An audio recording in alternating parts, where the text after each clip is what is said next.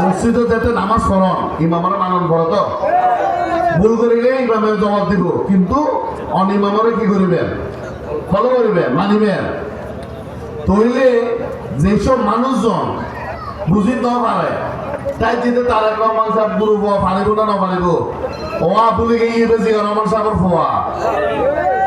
বাংলাদেশের মধ্যে একমাত্র এই পরিবার আছে যে পরিবারের প্রতি পুরো বাংলাদেশ ঐক্যবদ্ধভাবে সাপোর্ট করে, সমর্থন করে।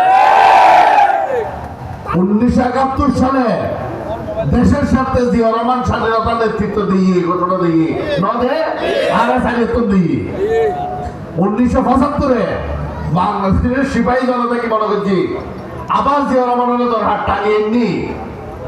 জিয়া রহমান কিন্তু ক্ষমতা লোভী ন, মুক্তিযুদ্ধ করে আবার ক্যান্টনমেন্টে গই মানুষ আবার টানিয়ে এমনি তারা দেশ পরিচালনা করে ফেললে, সঠিক কিনা?